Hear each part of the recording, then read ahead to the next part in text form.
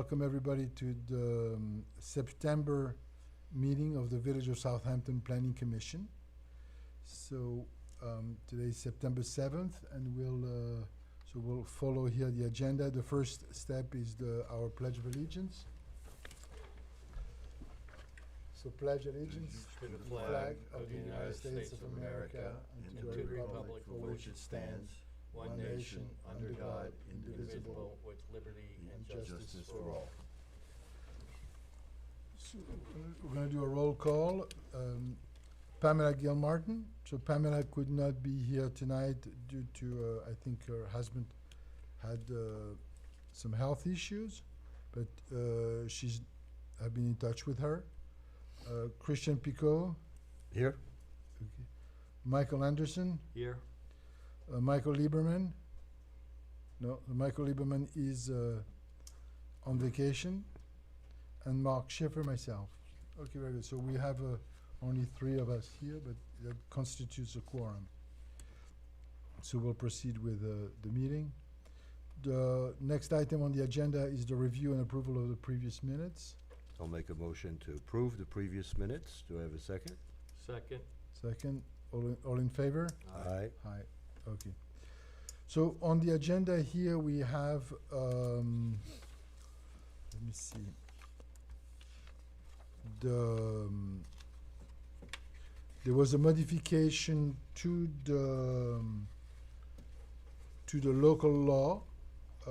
There was a local law 13 of 2023 that was passed, and that slightly modified the chapter relating to the Planning Commission, and it reduced, the main item was the reduction of the number of members of the Planning Commissions from 8 to 5 members. I think this was, and there was some other minor modifications in connection with the terms of the appointed members of the Planning Commission. So I just wanted to bring this up for everybody here. This was adopted on, was adopted by the Board of Trustees. It has been adopted. Yeah, it has been adopted. Right. It has been adopted. Also, I think we had discussed that Michael Anderson will now be the liaison of the village to the town. And Yes, and with that, Mark, if I may, I just would like to let the village residents know that Liberty Gardens has refiled paperwork with the town, and they're now, once again, it's under review, and it's coming back full force. Whether you're for it or against the project, I just thought that the residents of the village should know that it's under review again. And is it with the same concept of vets? From what I understand, well, I don't know about that. I understand the proposal went from 60 units to 50 units. Mm-hmm.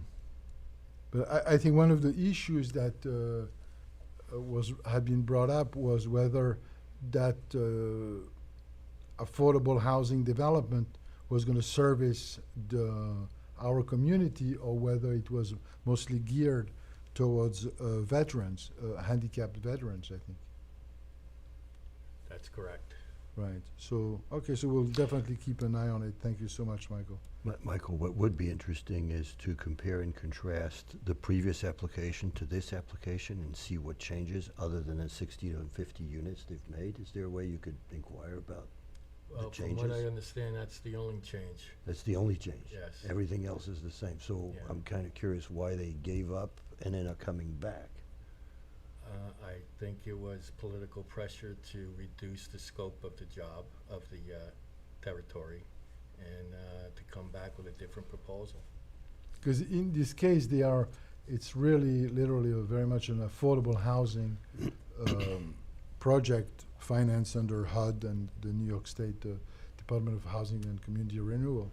So we need to understand which population are they serving, what is the percentage of median income that they will be serving. Okay, but we'll keep an eye on it and review it. That's all. Okay, fantastic. On the next item, actually, maybe I'll just skip a little bit, but it relates also to the town on item number 6.1 regarding the battery storage.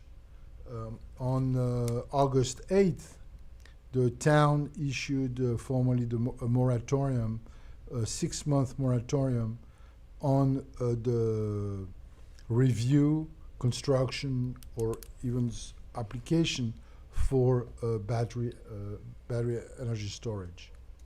So it was they passed it on. It's a resolution passed on. It was published on August 31st, actually, just a few days ago. So the battery storage, then there's a moratorium for 6 months. So we should keep an eye on it also. Yeah, Suffolk County's planning board's supposed to be the lead agency on this now, right? It doesn't say that on that resolution. Okay. The resolution only says that there's a moratorium for 6 months for any application, any review.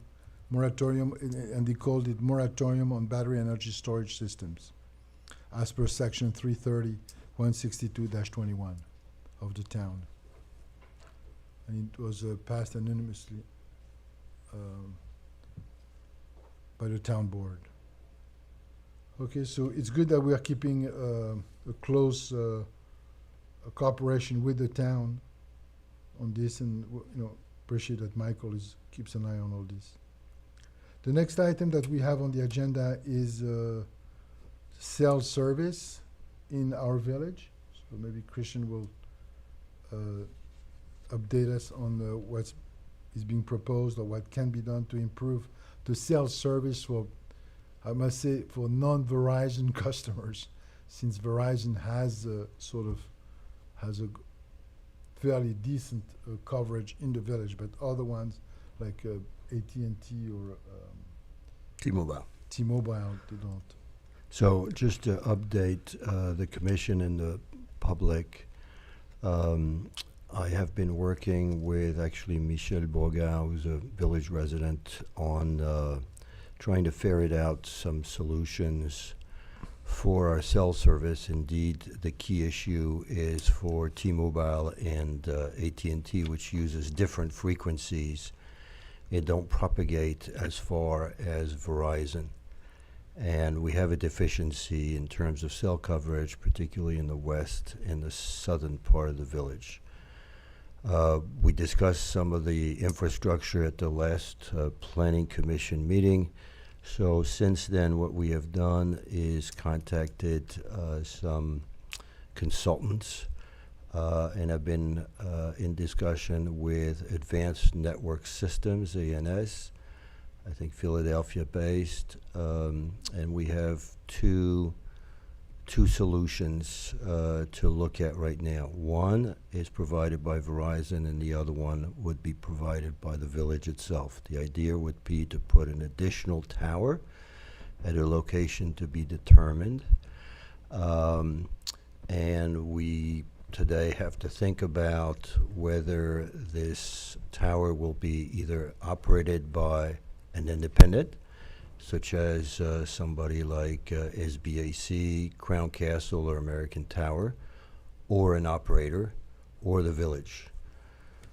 Verizon has contacted us many times, again last week, expressing interest in actually building a tower and allowing the two other carriers on the tower, as well as a public service radio frequency that will cover ambulance, fire, and police department, where there are some deficiency in terms of the radio frequencies throughout the village. And maybe DPW wants to have something in place as well, particularly in difficult working conditions like snowstorms, et cetera, to do the plowing work. There is also, there's a cost-benefit analysis that we're in the process of doing, and we'd like to have ANS provide a consulting agreement by the next board meeting. Spoke to them yesterday. Hopefully we'll get something by the September 14th meeting for the trustees to have ANS help us in a consulting basis if we were to go with the first solution, which is the one proposed by Verizon, where the village would negotiate what's called an RSI, revenue share interest, and other issues to make sure that this time around we have a really good system to propagate throughout the village. There are a number of other issues, including doing a drive survey so that we know where all the deficiencies are, both in terms of capacity, which Verizon still does have, and in terms of propagation, which clearly T-Mobile and AT&T have. So we don't know if Verizon has done that work or not with their solution, whether that will cover everything or not. So that'll be part of the discussion if we go down that route. The other thing is that whilst there is an advantage, and we have spoken to the town supervisor of East Hampton, who advocates that any municipality should really own their own tower, it's economically far better.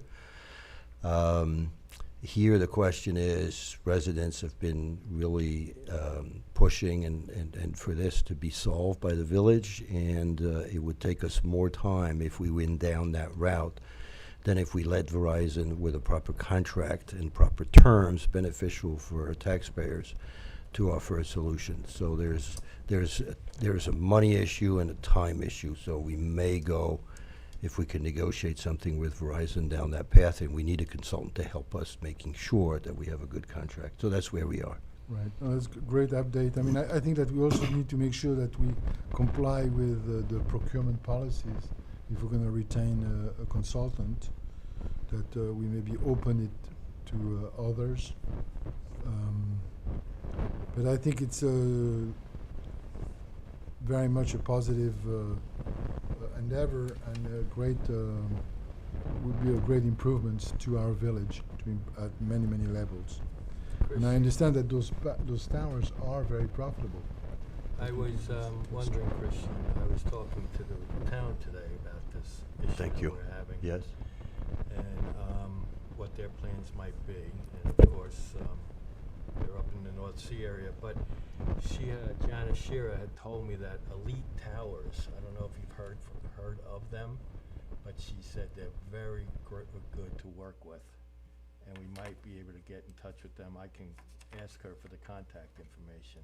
Yeah, that would be great. It's called Elite Towers. And they are, what, a consultant? Yes. Who are they? Yep. Okay. From start to finish, Yeah, apparently. we can find out also who owns the tower at the Southampton College. There's a major tower there. Mhm. And who owns and operates that tower. So, Right, okay, I'll thank ta- you, I'll thank you for that. So, for the public to know, the town of Southampton hired a firm called Cityscape to do a wireless master plan, which was finished about 3 or 4 months ago. It's on the town of East Hampton's website. It's extremely comprehensive and up to date. Conversely, the town of Southampton on its website, the last update they have on the wireless master plan dates to 2005. So I'm curious to hear more about Elite Tower and what Southampton may finally be doing to update a 18-year-old master plan that they have, and still deficiencies up in the North Sea areas as an example. right, well, North Sea areas and many other areas, even in Yeah, Hampton correct. Bays. Correct. And It's there's a- many it's a- areas, there's a lot of dead spots. But we sort of went down a path to solve the problem for the village and not spend too much time trying to piggyback on anything the town may or may not do, as it would slow down our effort to find a solution for our residents. Right. So, so Michelle, I want to thank you for your involvement. And so how did you get involved in the... Your neighbor on your left asked me to help, so I've been trying my best. So why don't you go here, Why don't you speak here? So introduce yourself. Hello, everybody. My name is Michel Brogard. I'm a resident of Southampton Village, and I've known Christian for 40 years. And he asked me to give him a hand in trying to find solutions for the cellular coverage in the village. It's a complex issue. It involves a lot of people. There's nothing simple, but it's good news if Verizon is willing to pony up money up front. It's good news for the village because a mast like this costs $500,000 and takes at least 18 months to get erected, and then you have to negotiate contracts with each carrier, etc. So if Verizon is willing to help, I think it's probably something we should consider seriously. Yeah, absolutely. And Verizon is vested in the village. They have facilities right in the center of the village. Yep. So And there, so there are 3 big towers actually. The one you mentioned at on the campus. There's another one near the train station, and there's a third one on top of the hospital. It's not as developed, not as big, Oh. but and then there is a Verizon antenna, a small one at Cooper's Beach also, but it Mm. only serves the Verizon customer, which is less than half the population apparently. So there's a lot to improve upon. to study. Yeah, absolutely. Thank you so Thank much, you for Michelle, and for your continued support, and really appreciate it very much. Thank Well, you. one of the key issues that we're gonna have to try to find out at some point is whether or not AT&T wants to be present in the village and make investments. As a corporate globally, it has pulled back its investments dramatically in the last couple of years. And their lack of presence may not be a lack of interest, but simply a lack of resources from a capital expenditure and balance sheet perspective to engage in municipal project like this one. So we don't know. We're going to have to find out and have a discussion. So when we speak to Verizon, we're going to want AT&T at the table and hear what they have to say. Okay, great. Thank you. Thank you for the update. The next item on the agenda that we have is the possible creation of a bid, a business improvement district for the village retail stores, the village business district. And this is something that I have discussed with a former member of the Planning Commission, Eldon Scott, who is, I think, very much willing to take a leading role in this. So anybody who wants to participate, I would invite them to contact us, or contact the village, or contact Eldon Scott, and I think it would be a great thing to organize. The next item on the agenda here is also the Board of Trustees would like to try to make our village a greener village, more sustainable, try to and more environmentally friendly. And I think the efforts that Christian led not too long ago about making it a Tree USA city is very much along those lines.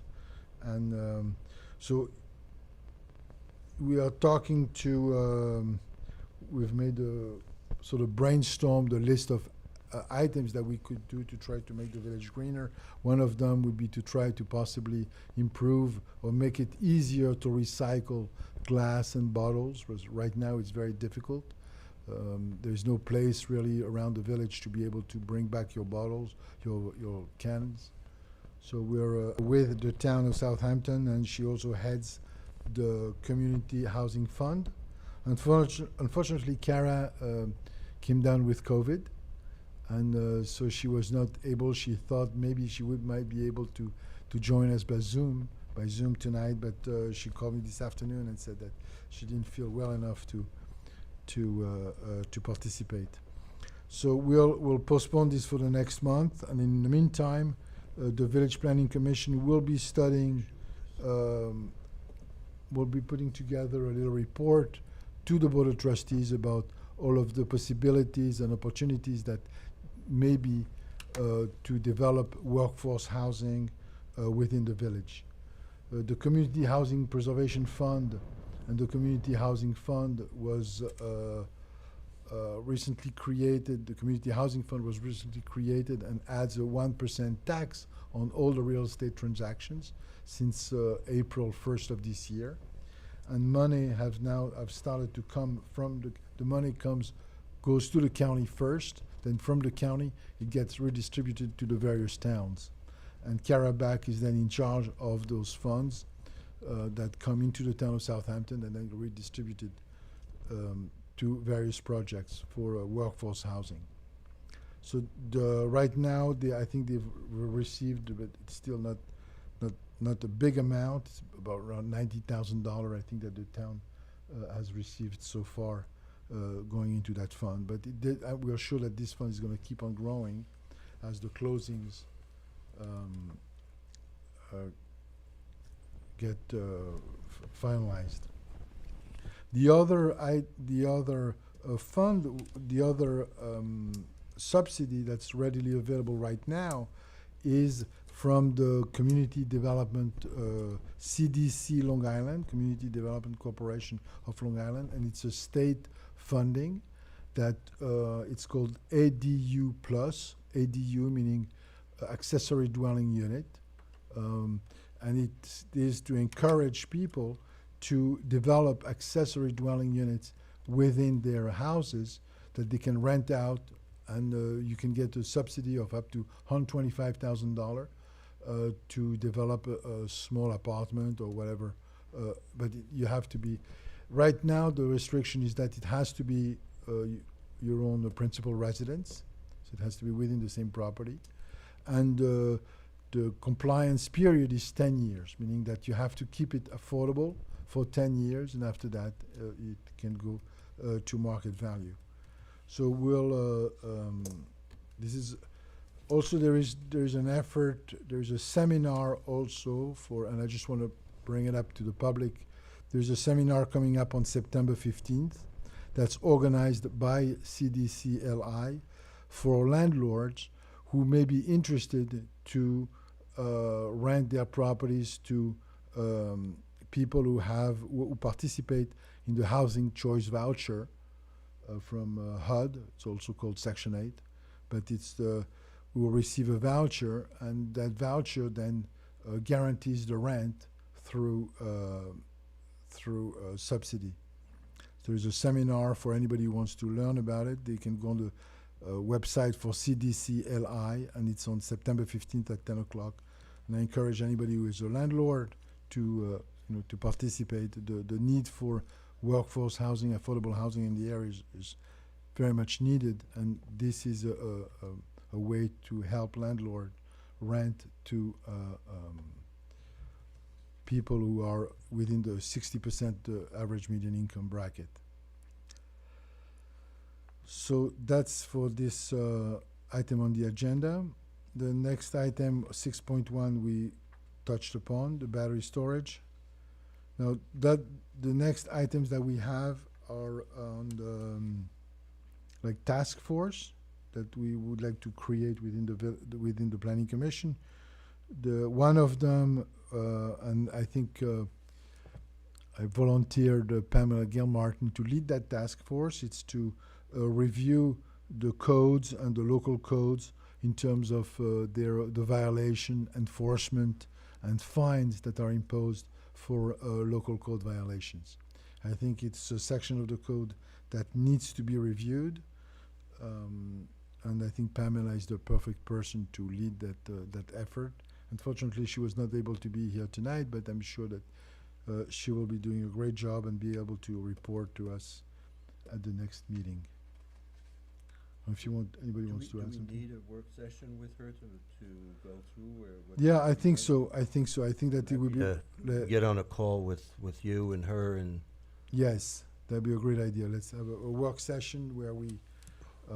Well, now we have a new. There's a new enforcement village. The village hired a new ordinance enforcement officer. His name is Charles Pelez. I hope I'm pronouncing it correctly. And he's starting, I think, September 11th. So we look forward to have this new enforcement officer, and it's important. Now, fortuitously, we also will be having a new judge with the village of Southampton. And it's the new judge is very much somebody who's very much involved in the village, very much vested in the village, and I think she will be doing a great job. that's about it for this item. The next point on the agenda we have is the real estate task force for review of possible acquisition. If No, we don't have any updates on any of the parcels that may come about for land acquisition. But what I would like to speak about, it's not on the agenda tonight, is I'd like to remind the village residents again that October 1st, deer hunting season begins. The village trustees and the mayor last year contracted out to Suffolk County Deer Management, Michael Testatori, who's located in West Hampton Beach, to start a program and manage the program for the village. A lot of work was done by the Planning Commission to institute this, so we'd like to get the best results as possible. So if any resident would like to sign up for Michael to use their property, if they have an issue with deer, you can contact him, and he will get you a consent form for him to be able to get on your property. And we'll start October 1st, and I'm hoping at the next meeting I can give you some results as to how we're doing. Yeah, thank you. I think that's a needed effort, that the deer population within the village is growing every day, as many of us can witness it, and it's something that needs to be done. I know that there was a lot of discussions about it, and I think that it's certainly worth the trial to do it this way. And but there is a requirement for the homeowners to allow the activity to occur on their property, if you wish to do so. Great, thank you. The next item on the agenda was going to be, I thought Michael Lieberman was going to report on it. So since Michael is not here, maybe we'll skip it. The Mobility and Transportation Task Force. We also contacted the County Planning Commission to also share with them, to be able to be more informed of what are the plans at the county level to deal with the traffic issues. I mean, that has been really, I have been here for over 20 years and never seen it that way. I mean, county road, even the highway and the 27 is in the morning backed up all the way to, past West Hampton. So, but it's not an easy solution, and there's no easy solutions for it. So we'll look forward for Michael to come back to us next month with some update on this. The next item on the agenda that I have here was to review some of the zoning issues. One of them was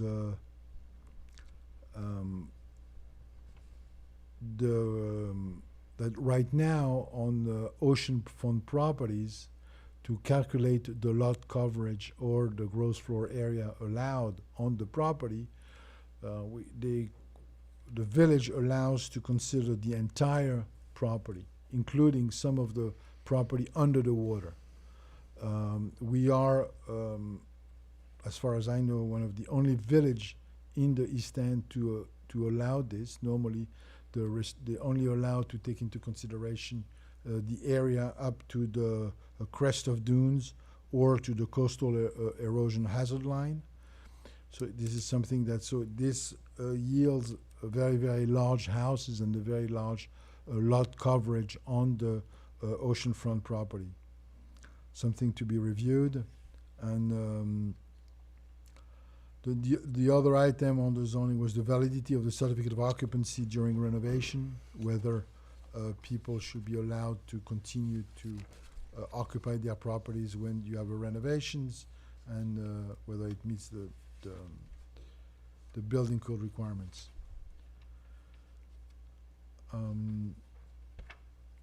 Is Alex on with us? Yes, he's on the screen. Hi, can you hear me? Yeah. Hey, Alex, how are you? So Good, how are we're you? now moving to item number 8. So updates from, if you could just maybe update us a little bit on the architectural and historical structure reconnaissance survey. Was this completed? Yes, I think that project is nearing its final stages. I think we just have to send the final report to the state office who helped fund that project. And then it'll be up to the Board of Architectural Review and Historic Preservation if they would like to look at expanding the historic districts to do some further research in what's called an intensive level survey, where they would document based on the recommendations of the reconnaissance in the specific properties that they feel may warrant inclusion. So that work would continue over the next few months. Yeah, I think this is a very, very important initiative. I think it's we have a lot of beautiful properties, older properties, you know, like on Woolley Street, on Elm Street, on Post Crossing, or down, also that really need, I feel that should be saved. And although, yeah, so and right now, how old has the property has to be before they get landmarked? Is it There's not a specific age for either landmark designation, which is a single property, or inclusion in a historic district, which is multiple properties. I believe there's some language in the code that if it's less than, I believe, 50 years, it would have to be exceptional in nature, I think, but that's guidance for the Board of Architectural Review to consider in making their determination. It's not a hard and fast rule. right? That's I think this is it's a rule that allows a lot of loopholes, and you know, the fact that it was not designed by a famous architect should not be to me, in my view, the main factor. I think if it has a style that was a recognized style of houses, then it's worthy of being kept. So under the new historic ordinance, there are now 6 criteria for landmark designation, and it's an or, not an and situation. So if the board feels that it meets any number of those 6 criteria, they can designate it as a local landmark, one of which is that it's the work of an architect of significance, but there's also 5 other considerations, including that, you know, it embodies a particular style, for example, or if it's associated with a historic person, either in local, state, or national history is one, and if it embodies, you know, unique workmanship. So there's other criteria other than just the builder associated with it. Right. Yeah, I think it's a very important element so we can keep the character of our village and keep the village of Southampton what it is. Thanks a lot, Alex. And the other item here was I had put other suggestion by Alex Wallach to possibly improve the land use approval process. Now that you've been with us for, it's been what, 2 years now? It'll be 2 years in January. 2 years in January, right. So have you come up with, do you have any ideas of how maybe there could be some improvements of the land use approval process? All right, so we're working with, the mayor had appointed Susan Steinhardt to help spearhead some potential code changes, especially those that were outlined in the comprehensive plan. So she's helping to spearhead that effort. We've already started by identifying some areas in our codes that we think need to be clarified or updated or adjusted. And there may be some opportunities coming forward where we refer those to the Planning Commission for consideration. So I'm going to be in touch shortly if that's the case, if there's a role for the Planning Commission to provide some input as we go through that process. Okay. There's already been one that we started to work on about how parking is laid out on residential properties. So that's one that's under consideration, and there may be some other ones as well that are outlined in the comprehensive plan, like side yard calculations, I know is one. So hopefully soon we should start to see some movement on some of those issues. Right. These are complex issues because they don't apply, you cannot make rules that apply right across the board. You have to, it's really dependent on the size of the lot. So what may be a good regulations on a lot of 1 acre may not be good regulation on a lot of That's a quarter of an acre yes. So this is where Yeah. it needs to be, Yeah, that's always part of a challenge in a village that's diverse as ours. And so in a lot of the regulations, it's a sliding scale of different requirements depending on either the zoning district or the lot size as appropriate. But we recognize that in zoning, it's impossible to write a zoning code that encompasses every possible property, which is why the Board of Zoning Appeals has such an important role as a relief valve whenever there's a hardship. So not necessarily a hardship, whenever there's a practical difficulty in complying with the zoning ordinance where people aren't left with feasible alternatives. right. Yeah, I remember a few years ago when CMAC was involved in the Planning Commission, and we were talking about what he called form-based zoning, where it was really depending more on the size of the lot rather than just the area, the zoning area in which it's located. Okay, great. No, thank you very much, Alex. I'd like to thank you for all your hard work and the great work that you've been done. You've been a great addition to our village, and I really thank you so much for your work. Thank you, I appreciate that. Thank you, Alex. Okay. Thank you.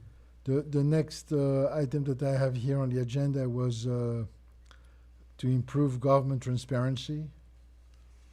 It's something that I wanted to take a look, but I've not had a chance to. I think you, Christian, also had mentioned it. To try Yeah, to. we did talk about it, but that was not an agenda that the trustees want us to pursue, so I dropped it. Okay. Suggest we do the same. Okay. All right. Fine. But I think But it's we got a like. lot on our plates already. If we Yeah. can get everything we're supposed to be doing But I think like, delivered by the end of the year, it'd be great. yeah. I wouldn't add any more to the load. Right. But one of the items here that I can think of is the ZBA decisions. And I think the ZBA decision, there should be a mechanism to be able to review and see and make it more public, and which variants were granted and which, I think that would be something to look into.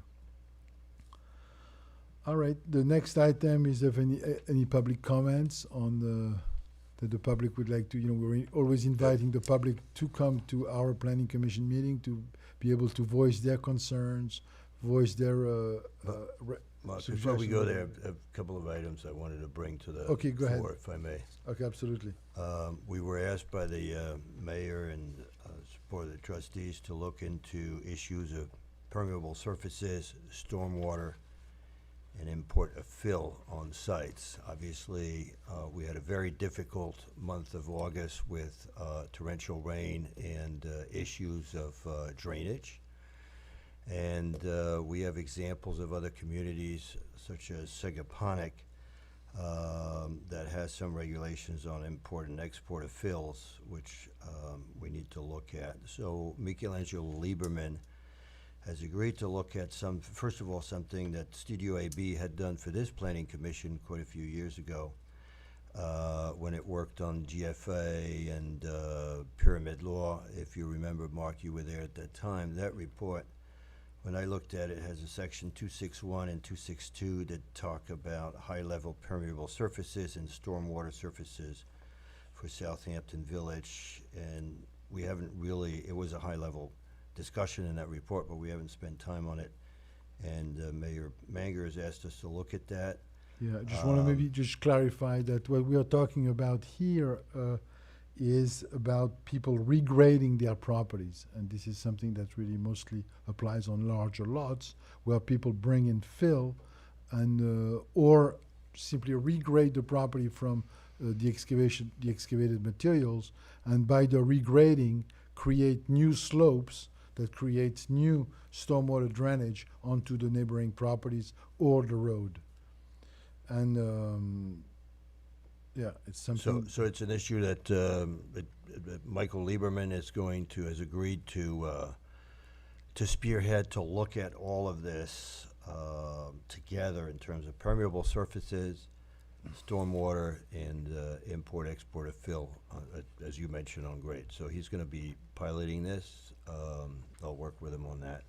But there are examples to look at. As I said, Segaponic Code, Section 245-51, that deals with the import-export of fills, that the mayor would like us to consider.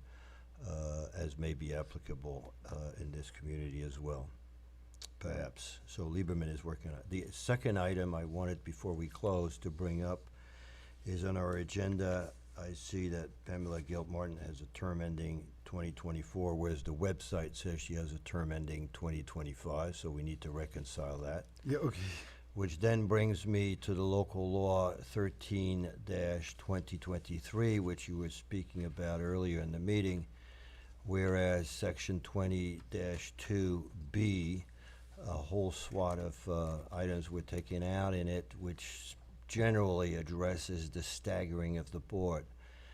And whilst planning commission members are now 5 appointed for 3-year terms, if we look at it carefully, we have 3 people coming up in 24 and 2 people coming up in 25, and this is not properly staggered. And there is no consideration of that when it was struck out by council for board resolution in mid-July, addressing that, and I think that's a miss, and I'm sorry I missed a public hearing to bring that up, and I just am looking at it now. It needs to be rewritten with a staggered situation, like we have on every other board in the village. Yeah, thank you for bringing this up. Absolutely, you're absolutely I'm right. sorry I missed that. That's No, why you're- our you're miss in the planning commission, my miss.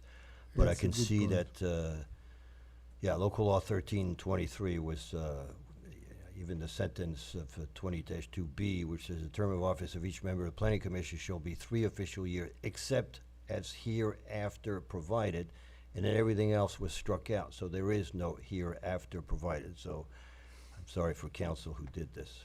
Yeah, well, I appreciate Christian's, So we good need to- we eye need to for look at that. details. Thoroughness. Yeah, We- his we need, thoroughness we need and to, eye we for need to look at, details. no, because it's gonna be an issue next June, when we've Yes. got 3 out of 5 people who are due up. Yeah, And you're it does, right. it shouldn't be that way. It looks like it's 4 out of 5. Well, I think Mrs. Gilt-Martin, if I may, according to the website, which I trust is correct, she's a 25 vintage. Okay, Uh-huh. all right, we'll definitely look at it. Any other items to discuss? Nothing further, thank you. Okay, fantastic. So on this, well, actually, one quick item that we did not touch upon that was also brought up to the planning commission was the fact that a lot of people are converting their tennis courts to pickleball courts. And pickleball is a great sport. It's no question that it's, and especially for an older population, we a lot more, it's less strenuous on the body, and it's like the fastest growing sport. And however, when you convert the tennis court into a pickleball, because the pickleball has a hard ball, the sound becomes like almost like ping pong, and you hear it a lot more. And there's been a lot of complaints about it in the village from neighbors, whether it's from a commercial tennis court operation allowing or training people to play pickleball right next to a condominium complex, or the individual person who is converting his pickleball court, his tennis court to a pickleball. So there, I think we're going to look into. It's an issue that's has been raised in many jurisdictions, from Sagaponack to Southampton. Something we should look at. And Who's gonna lead that? well, I think we should all look into it, and I would like to have everybody, maybe pitch in. And So first, the effort's gonna be to go to the village of East Hampton and look at the legislation they just reportedly passed and have a look at that. Sagaponack has also got stuff. I was just looking at section 101 for tennis courts, and actually doesn't apply. I was misgiven to think it applied to getting a permit for building a tennis court. It doesn't. It has to do with a court owned by the village and the permitting of use of it. So 101 is not relevant to this question. So we need to work on this. yeah, I mean, even the village tennis court, which is really barely used, could be also converted to a pickleball court. So, that we may be able to get more Yeah. use out of it. I mean, we can certainly contact the Pickleball Association to see how which other solution can be proposed. So, all right, so on this note, I'd like to make a motion to adjourn. Second? All in favor? Aye. Aye. Thank you. Good night, everybody.